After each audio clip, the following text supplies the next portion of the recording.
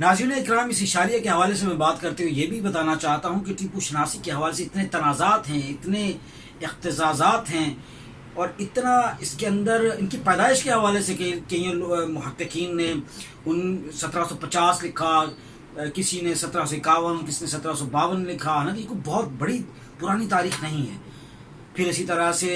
ٹیپو کی جنگوں کے حوالے سے اور اس کے جو مارکے ہیں اس کے حوالے سے کچھ تفصیلات تھوڑی بہت جو ملتی ہیں، وہ تذکرے ہیں۔ فتح المجاہدین یہ کتاب ہے جو ٹیپو سلطان نے خود لکھوائی تھی۔ بنیادی طور پر اس میں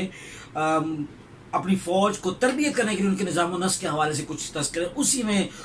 یہ فتوحات کا کچھ ذکر ملتا ہے جو سلطان کے اپنے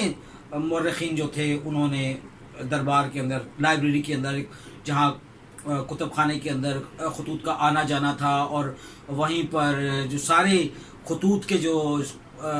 جتنا بھی ریکارڈ ہے وہاں پہ موجود تھا وہ بھی، اور تمام تر چیزیں جو بھی ہو سکتی تھیں ٹیپو سے وابستہ۔ 1799 میں ٹیپو سلطان کی شہادت کے بعد انگریز حکمران یعنی گورنر جنرل تاج برطانیہ کا لارڈ ویلزلی کے کہنے پر وہ تمام کا تمام برطانیہ اپنے ساتھ لے گئے، اور انہوں نے اس کے اوپر جو کچھ بھی لکھوایا بعد میں لکھوایا۔ اور حیرت اس قدر ہے کہ ایک تو کتاب ایسی ہے جو ٹیپو سلطان کے بیٹے غلام محمد نے لکھوائی، لیکن وہ بھی انگریزوں کے زیر اثر لکھی گئی، اور اس میں بھی ان جنگوں کا ذکر نہیں، ان حقیقت کا دور دور تک شائبہ بھی نہیں کہ کہیں پر سلطان کے ان واقعات کو لکھا جائے جو انہوں نے انسانیت کی فلاح و بہبود کے لیے، ترقی کے لیے، ریاست میسور کی خوشحالی کے لیے، بہتری کے لیے، اور ایک عالمی جو رہنما ہونے کی حیثیت سے اس کے اندر جو اختصاص تھا اور جو خصوصیات تھیں اس کے حوالے سے بالکل اس میں انہوں نے ہر چیز کو مٹا کر صرف اور صرف اسے ایک ظالم حکمران، ایک انتہائی سفاک قسم کا مسلمان ثابت کرنے کی کوشش کی ہے، اور یہ سمجھانے کی کوشش کی ہے تاریخ کے ذریعے، چاہے وہ تاریخ کی کوئی بھی کتاب ہو، کہ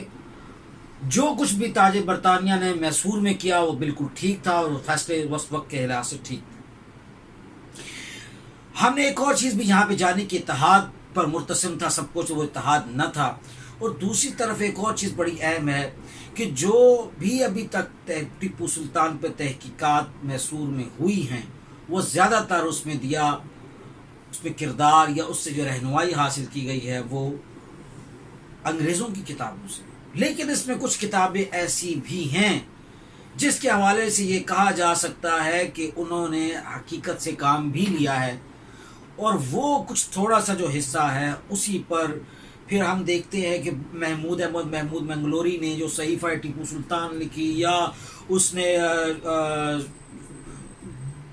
ٹیپو سلطان کے نام سے کتاب لکھی، اور اسی طرح سے مختلف کتابیں انہوں نے لکھی ہیں جو انہوں نے ٹیپو کے خطوط کو مجتمع کیا ہے، اور مکاتب ٹیپو کے نام سے وہ شائع ہوئی۔ اور اس کے علاوہ پھر محب الحسن کی کتاب ہے، نشان حیدری ہے، یا اس کے علاوہ جو کام ہوا ہے میر کرمانی نے جو کام کیا، میر کرمانی ان کے وزراء میں شامل تھا، بڑا قریبی تھا، درباری تھا، اور میر حسن کرمانی کی کتاب بھی ٹیپو سلطان کے حوالے سے جو کچھ ہے وہ بھی بعد میں لکھی گئی اس کی شہادت کے، یعنی پہلی کتاب جو ٹیپو سلطان کی شہادت کے بعد لکھی گئی وہ بھی تقریباً 4-5 سال کے بعد لکھی گئی، اور سب انگریزوں نے اپنے زیر اثر لکھوائیں۔ یوں اس سے تحقیقات میں بڑا مسئلہ، اور میں یہ سمجھتا ہوں کہ اس پر ابھی تک ٹیپو شناسی پر بڑی تحقیقات کی ضرورت ہے، یعنی کہ کئی جگہ پر تو اہل نوائد کا ذکر ہے، جب یہ اعظم گڑھ کے دارالمصنفین وغیرہ نے جو کتابیں چھاپی ہیں، یا اور جنوبی ہند میں جو متحرک محققین تھے انہوں نے جو کام کیا ہے، اس میں کئی جگہ پر میں نے ذاتی طور پر جو میں نے کوئی 60-70 کتابیں جو رجوع کی ہیں اس پر کئی لوگوں نے ایسے اپنے اس پہ اپنے نسب کے حوالے سے جا کے اور اپنے جو ان کے ذاتی خصوصیات دلچسپیاں تھیں اس حوالے سے بھی جا کے لکھا ہے، جیسے اہل نوائد کا قصہ ہے، وہ آپ تفصیل سے آگے اس میں بات چیت ہوگی۔ پھر اہل نوائد کے بعد میں یہ عرض کرتا چلوں کہ ابھی تک بہت بڑا خلا موجود ہے. اور ایک بات تو یہ بھی ہے کہ اگر ہم یہ بات کریں کہ میر صادق کی بات کریں یا ہم یہ بات کریں کہ کس طرح سے اس کے باقی درباری جو تھے ان کے ساتھ مل کے انہوں نے یہ جو کھچڑی بنانے کی کوشش کی ہے، تو جو ہندو درباری تھے اس کی فوج کے اندر یا اس کے دربار کے مختلف راہداریوں کے اندر چھپے ہوئے جاسوس، اگر ان کو بھی یہ کہا جائے تو وہ اتنی بڑی سازش وہ بھی نہیں کر سکتے تھے. یہ بھی بہت بڑی بات ہے جس پر ہم انشاءاللہ اپنی آنے والی نشستوں پہ بات کریں گے. اسی کے ساتھ ہم یہ بھی عرض کرنا چاہتے ہیں کہ لارڈ ولزلی ہو، اس کے ساتھ لارڈ کلائیو ہو، یہ جتنی بھی جان شوور ہو، جتنے بھی ایسٹ انڈیا کمپنی کے گورنر جنرل یہاں میسور میں آئے ہیں، ان کی پالیسی ایک دوسرے سے مختلف تھی. صرف اور صرف یہ لارڈ ولزلی تھا جس نے برطانیہ کے تاج کو باقاعدہ طور پر اس نے وہاں سے یہ اجازت طلب کی کہ وہ کسی طریقے سے برطانیہ کے تاج کو، اس کے دور حکومت کو، عنان حکومت کو میسور میں رائج کرے. میسور سے رائج کرتے ہوئے پورے ہندوستان میں اس کی سیاسی داخلی صورتحال میں یہ لوگ جو لکھتے ہیں جناب کہ تاج برطانیہ کی کوئی دلچسپی نہیں تھی کہ وہ بر صغیر کے اندرونی حالات میں آ کے کوئی چھیڑ چھاڑ کرے، وہ دخل اندازی نہیں کرنا چاہتا تھا، اور یہ تو یہاں کی رخنہ اندازیاں تھیں، ایسے حالات تھے جس پر ٹریگر کیا. یہ سب میں سمجھتا ہوں غلط ہے. اور یہ لارڈ ولزلی کی پالیسی تھی باقاعدہ طور پر کہ وہ